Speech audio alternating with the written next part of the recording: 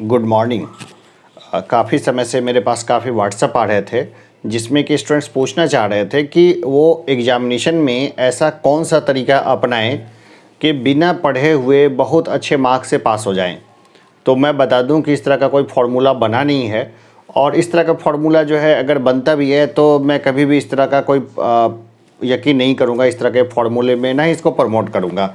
तो जो हमारे चैनल से जुड़े हैं, जो हमसे जुड़े हुए हैं, मैं उनके लिए एक ही सलाह दूंगा कि आप जितना हो सके उतना पढ़िए, तरीके से पढ़िए, स्मार्टली पढ़िए, मेहनत से पढ़िए। अगर आप मेहनत से और स्मार्ट तरीके से पढ़ते हैं तो आपके चांसेस जो है कॉम्पिटिटिव एग्जामिनेशन में पास होने के वो बढ़ जाएंगे।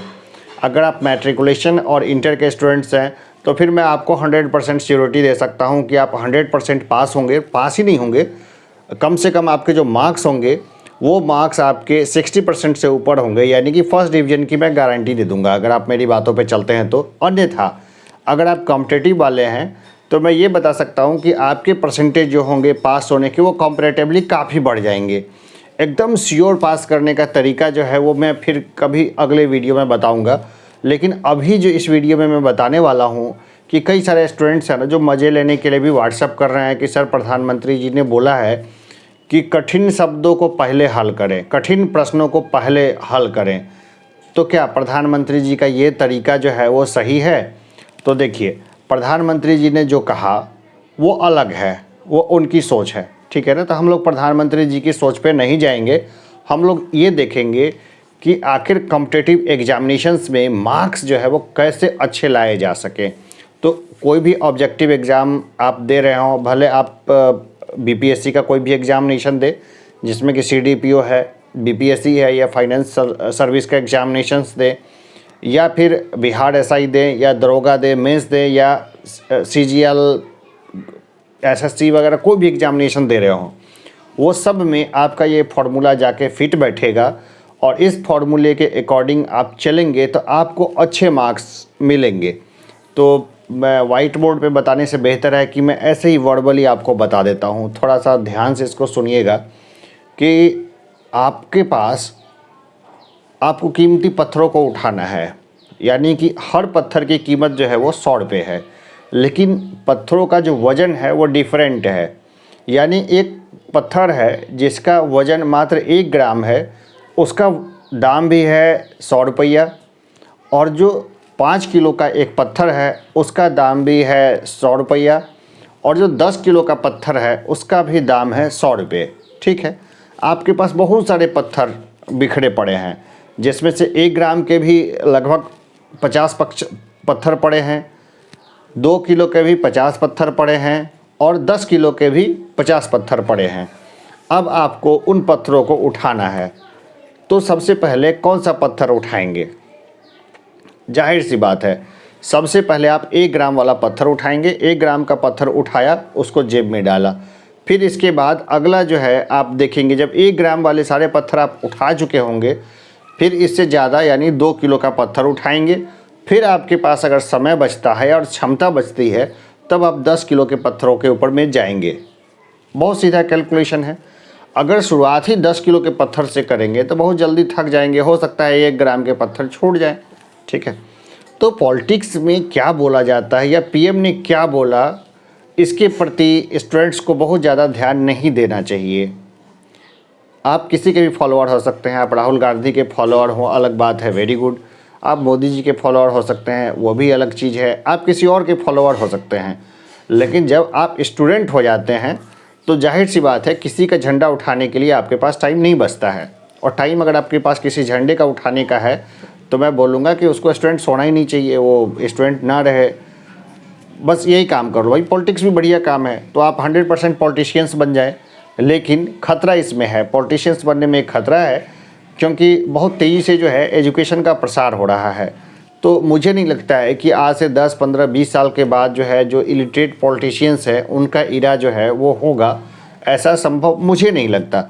कि 20 साल के बाद जब सेमीकंडक्टर डिवाइसेस जो है वो उसका एक हाइप होगा, वो नेक्स्ट लेवल तक सेमीकंडक्टर डिवाइसेस पहुंच चुकी होगी, 5G आ जाएगी, नॉलेज का अतिरेक होगा।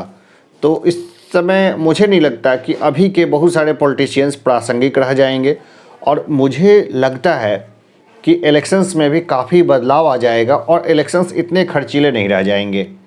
यानी कि 5G आ जाएगा, लोग अपने मोबाइल से वोट कर पाएंगे, वोटों की सिक्योरिटी होगी, जो हमारे पास पैकेट बेस्ड जो सिस्टम है उसका एडवांस लेवल पहुंच जाएगा। तो इन सब कारणों से काफ़ी कुछ बदलाव आ जाएगा। 20 साल में हमारी जो पीढ़ी ने जो चीज़ डेवलपमेंट देखा या महसूस किया है वो सबसे नेक्स्ट लेवल का वो होगा। हम लोग उम्मीद है कि हम लोग रहें 20 साल बाद भी, लेकिन हमारे बच्चे जिस माइंडसेट में चले जाएंगे और जिस तरह से चीज़ें होगी उसकी हम लोग आज कल्पना नहीं कर सकते हैं। ठीक है, तो सब कुछ बदल जाएगा, सब कुछ बदलेगा, वो तो हमें पढ़ना ही है आगे और सीखते ही रहना है।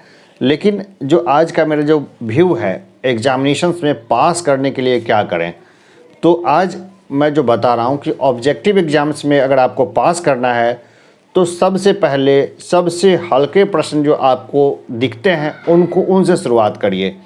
सबसे आसान प्रश्न यानी 1 ग्राम के पत्थर पहले उठाइए, फिर इसके बाद जब उसको उठाते उठाते आपकी कैपेसिटी बन जाएगी तो हो सकता है बहुत सारे 1 ग्राम के पत्थर आपने उठा लिए तो 2 किलो का पत्थर भी उठा लेंगे। फिर अगर आपकी अभ्यास और अच्छी हुई तो फिर 10 किलो का पत्थर भी आप 2-4 जो है उठा लेंगे।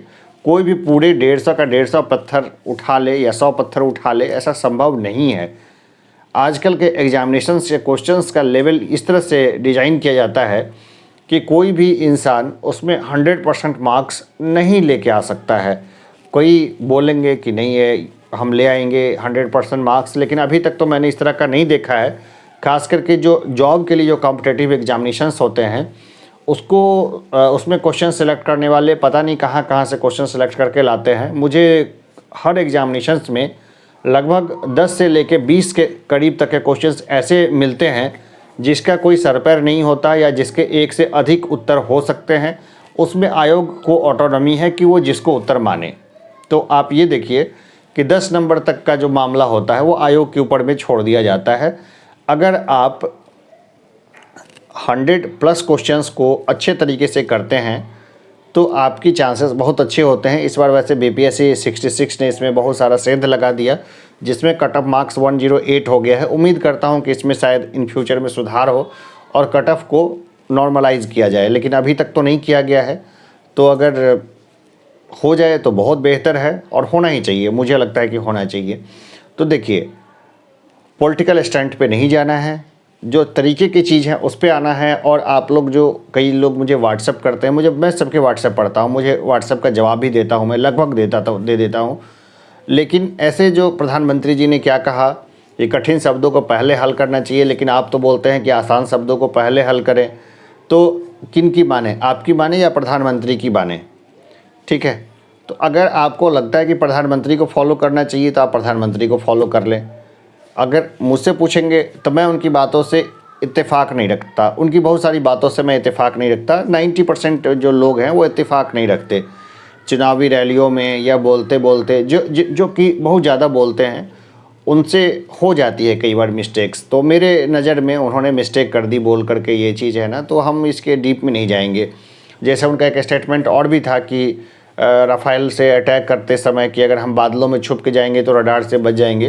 तो जाहिर सी बात है कि साइंस से इसका कोई लेना देना नहीं था, है ना। हम बादल में जाएं या कहीं पर भी जाएं, अगर रडार के रेंज में आए तो रडार हमें ज़रूर डिटेक्ट कर लेगा। रडार से बचने का एक तरीका यही होता है कि हम रडार जितनी ऊंचाई पे है उससे नीचे उड़ान भरें, तो उससे हम रडार से बच जाएंगे। नॉर्मली एक पेड़ के बराबर जो होती है वो रडार सेट किया जाता है, तो एक पेड़ के बराबर वो घूमता रहता है, तो हाइट उसकी विड्थ भी होती है और लेंथ भी होती है। तो नॉर्मली उसको एक पेड़ के हाइट के बराबर में सेट किया जाता है। तो अगर कोई भी ऑब्जेक्ट है वो पेड़ की हाइट के बराबर उड़े तो रडार से बच जाएगा, लेकिन तब और दूसरे ऑब्जेक्ट से टकराने की उसकी संभावना बहुत बढ़ जाती है।